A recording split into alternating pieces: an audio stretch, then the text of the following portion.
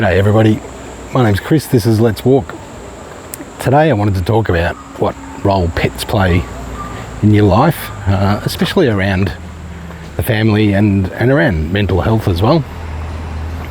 So we've always as a family had dogs. We've never had cats or any other types of pets. So we did have a chicken that turned into a pet, Cheeky D, until it got foxed. My wife would never let me put a nappy on that chicken and let her inside, but we had 6 chickens, and then we had 5 because the fox got in, and luckily for us only took 1, and then a couple more went, and eventually we were down to 1 chicken, and that chicken was too old.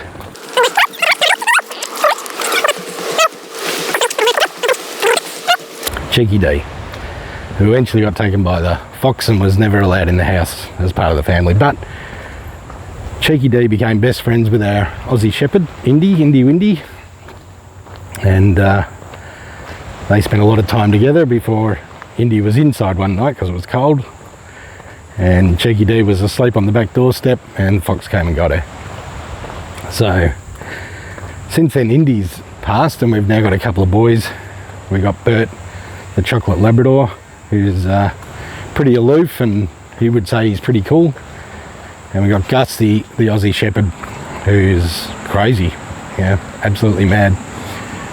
Runs all day and then wants to run all night. He's full of energy, very protective, very guarding, not great with other dogs, but good with us, good with the family. So Bert and Gus, they're our 2 pets. And I remember when I used to get home from work, you'd have a bad day, you'd drive home in the traffic, it was crap.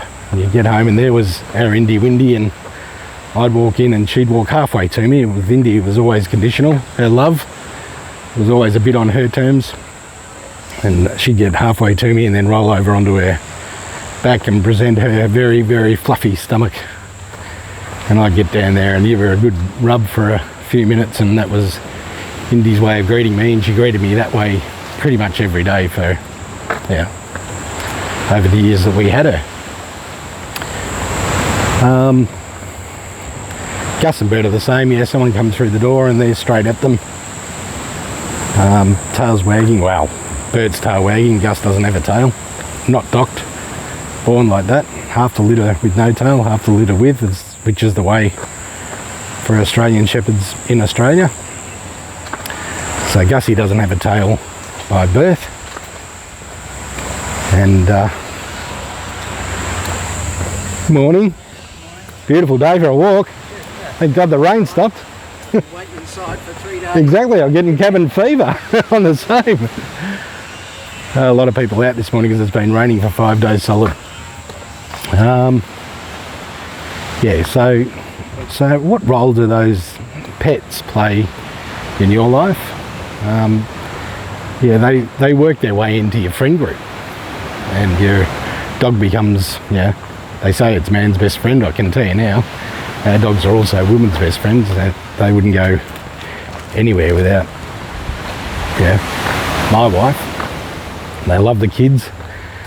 We've trained them both to be lap dogs, so it's nothing to get home and see the Labrador curled up on someone's lap. He's a big boy, he doesn't realise he's just too big for that, but it doesn't matter.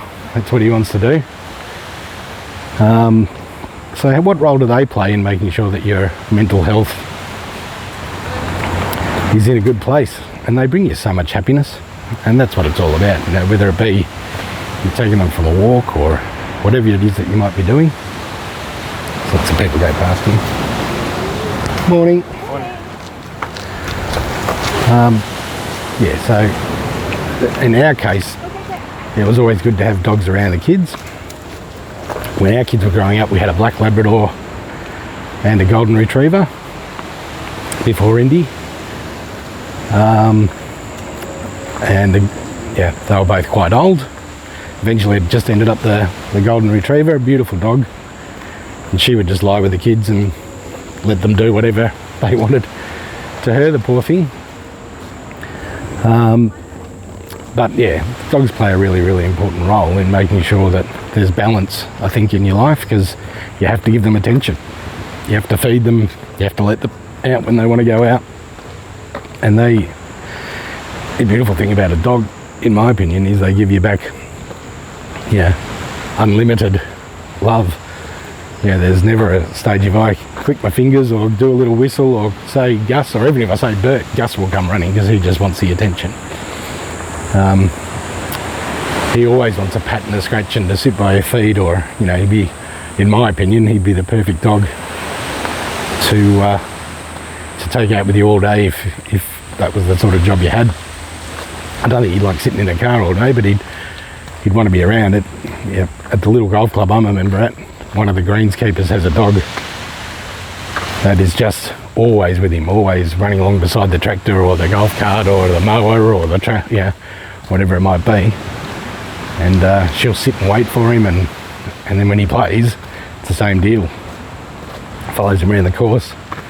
Really well behaved dog. Everybody at the club loves her. She's a beautiful dog. So they play a really important role in making sure that there's balance, and the fact that they're giving back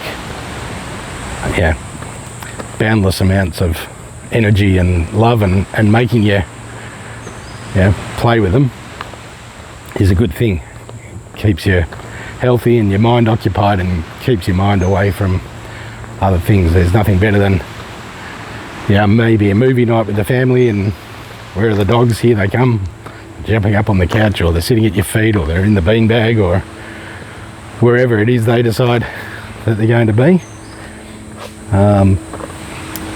There's not a family decision made without consideration for the boys. In fact, their girls made a t-shirt up of the boys, which is all the dogs' faces in different poses all over the t-shirt, and they've worn that everywhere they go. A couple of them around the world and while they're travelling, and it's funny, you always see the boys' t-shirt and there's Bert and Gus away on holidays again.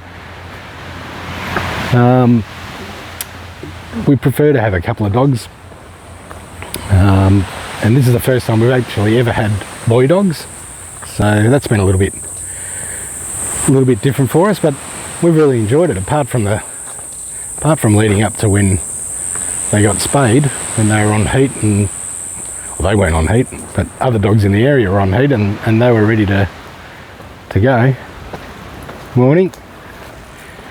Apart from that period where they were getting over fences and through fences and getting the next door neighbour's dog. Our next door neighbour actually has a chocolate lab exactly the same as Bert, named Gigi, and Bert got to her a couple of times. They'd have had pretty puppies, and she was pregnant, but unfortunately that wasn't to be. So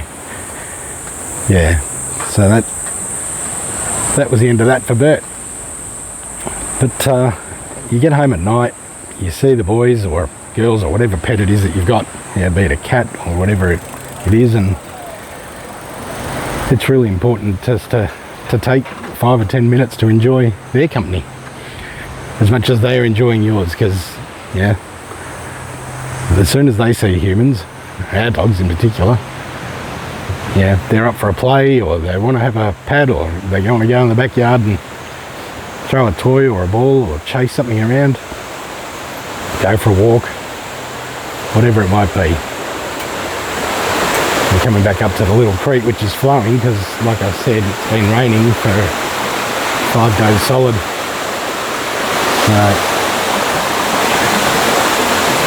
Lots of rain around here.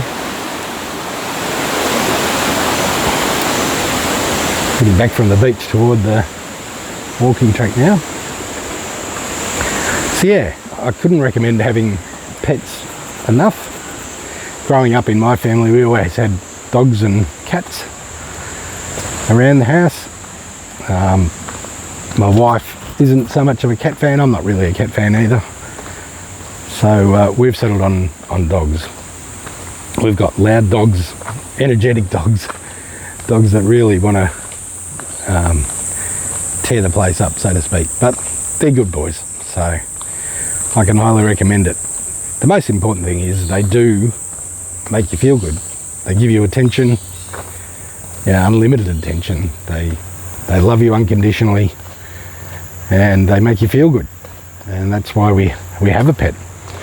And if you look after them, they'll look after you in return and give you so much more back than you give them. So yeah, take some time out with your pet. Love them and cherish them. Unfortunately, they don't live as long as us. So like I said, in our case, we've had 3 sets of dogs, I guess, in our 25 years together. These boys are just young. They're only 3 and 4 years old. So here comes another one. Everyone's out walking their dogs today. Morning. Nice day for a walk. Yeah. At last. You finally dry. Exactly. So yeah, so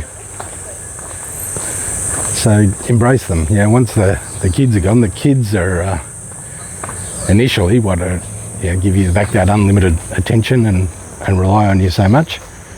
But eventually they grow up and move on and probably don't want to spend as much time with you as they did. So do the dogs become the surrogate kids? Probably. In our case, our kids are all still at home, so yeah, our dogs are part of the pack. So instead of six of us, there's 8 of us, and they do everything that we do. Yeah, going down the shops, dog in the car, going round to Nan's, dog in the car, whatever it is. Gus, in particular, the Aussie Shepherd, he wants to be in the car all the time. He would live in the car if we let him. So yeah, so that's the story with pets. Yeah, so give those dogs unconditional attention and they'll give you back unconditional love, and that's really important. Okay, thanks for joining me. We'll walk again.